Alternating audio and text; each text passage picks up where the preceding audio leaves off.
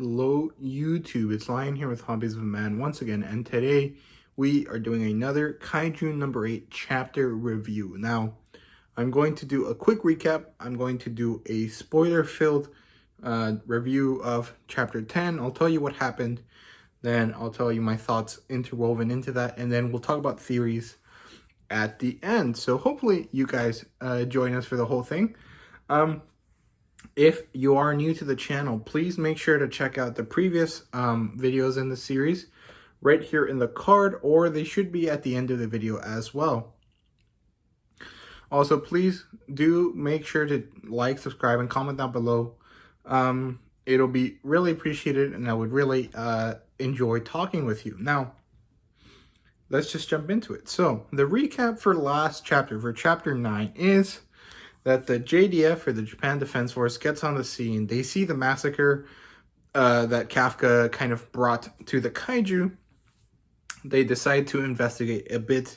And it seems that bowl-cut guy, I forgot his name, knows something is fishy here. He understands that something's going on that no one else kind of seems to see. So it's pretty interesting. Then Kafka and Ichikawa are at the hospital.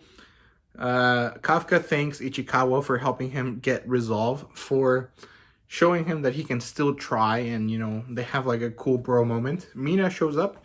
She thanks them for saving Kikoru, for allowing her to safely get out of the harm's way.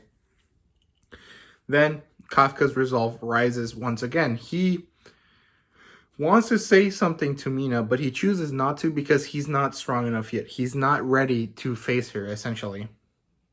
And then we jump to something else, and we see the Kaiju that was controlling the other ones in the previous couple chapters in a restroom stall, and he turns into a human, and he apparently has infiltrated the cleanup crew, which is pretty interesting. We're seeing a lot of development happen right now. Now, chapter 10, it's 19 pages, and we will be reviewing it with spoilers. I'm going to tell you exactly what happens in the chapter, not word for word, but pretty damn close.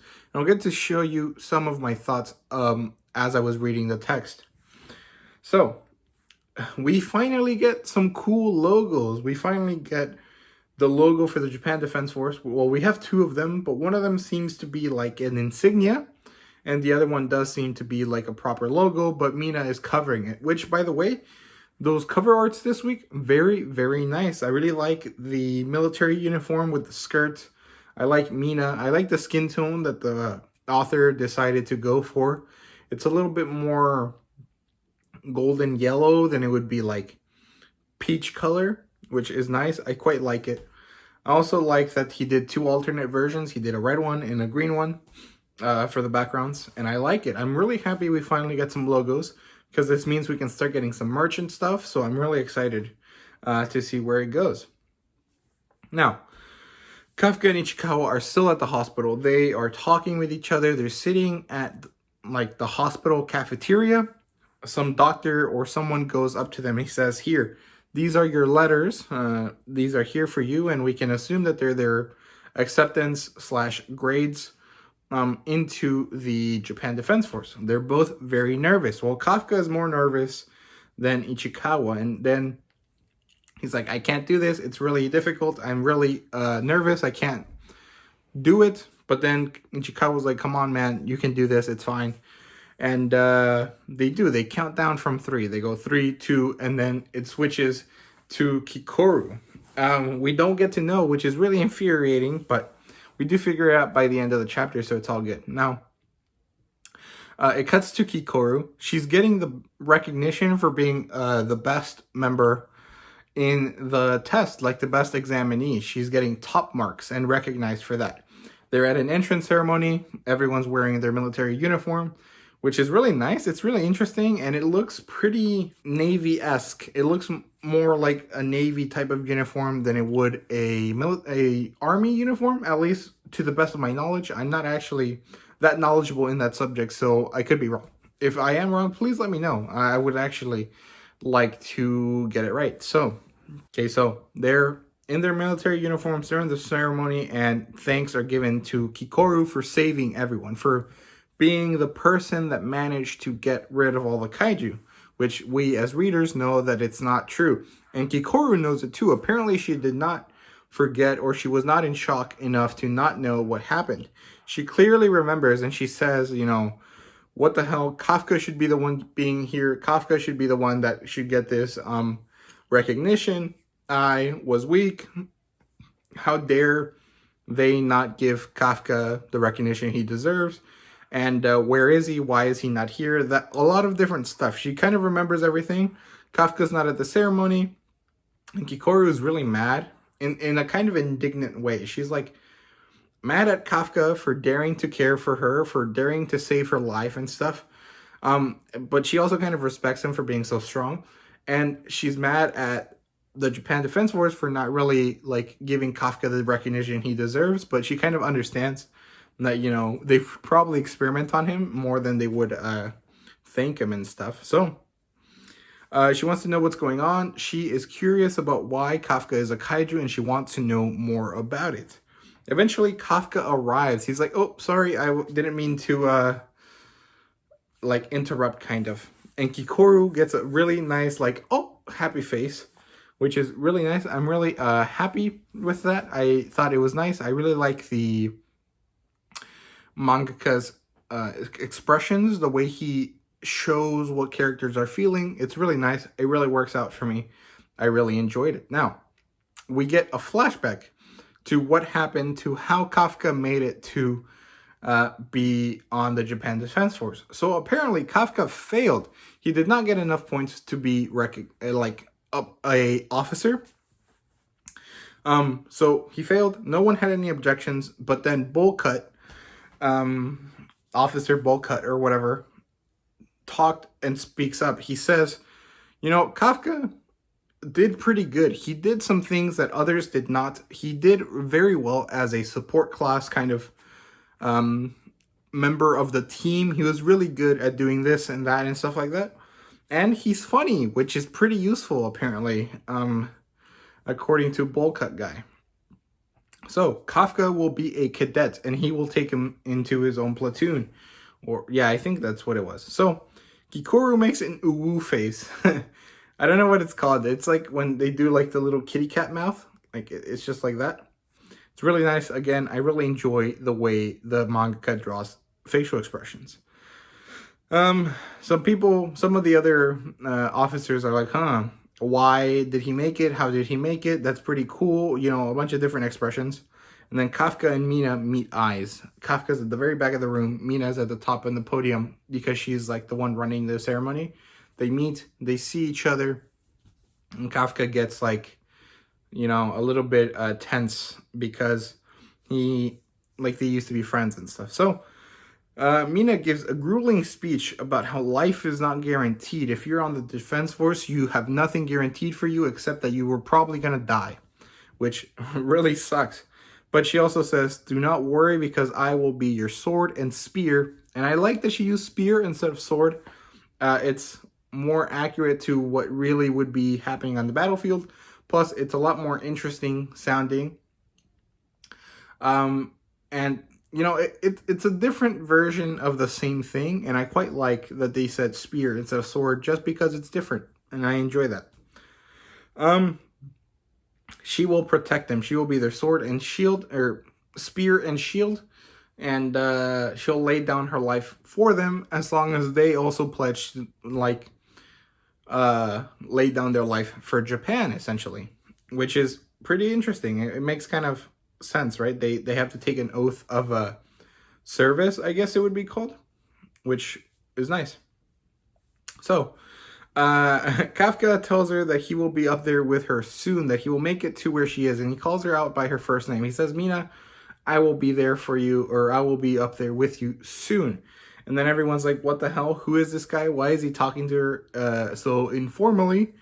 What the hell's going on? Apparently, no one knows that Kafka used to be her friend. So, causes a scene. Everyone reacts like, what the hell's wrong with you? Ichikawa and Kikoru both have like like the screaming emoji faces. Their eyes are like really wide and their mouths are really wide open. Like, what the hell's wrong with you? And Mina's like, what the hell? You should not address me like that. You're wrong. You have to do 100 push-ups. But as she's walking away, she has a little smile on her face that Bowl Cut notices. And it's pretty nice. Bowl Cut laughs as well. He's like, this guy is hilarious. He's already working as a good comedic relief, even if we're not even on a mission yet. And then, yeah, he notices she smiles. Then Glasses Girl, I don't know her name, but I really like her character design. I like that she has giant glasses and really funky, crazy hair. She tells Bowl Cut that Kafka is ridiculous and that he's already useful as his little comedy routine. But Bowl Cut says, yes, he's useful. That's very good. It's nice to know that someone can have fun even in such a grim situation, because apparently being part of the Japan Defense Force is a very grim affair, which is understandable. You have to fight giant monsters, and it's probably not very often that everyone gets to live afterwards. And then it gets kind of tense. It gets a little darker, and Bowl Cut here is like, he knows Kafka is related to the 9.8 Kaiju in some way. He doesn't know exactly how or why, but he knows that Kafka is related to it, and he wants to keep his eye on Kafka. For that very reason, it makes sense. Because apparently Kafka's vitals were, like, not captured during the time that the Kaiju was, up. Like, they saw that the Kaiju was at 9.8, but they could not see Kafka and his vitals at all. So it makes sense that, they're kind of linked. And apparently he's the only one that's noticed, so that's interesting. And yeah, so that's basically what happened in this whole chapter. I do have a couple questions that kind of got raised up by this. First of all, how is Kafka a cadet, and what is the position of everyone else? Apparently they're general officers, and I'm not a military person, so I don't know what that means exactly. But it would make sense that, all of these guys that are applying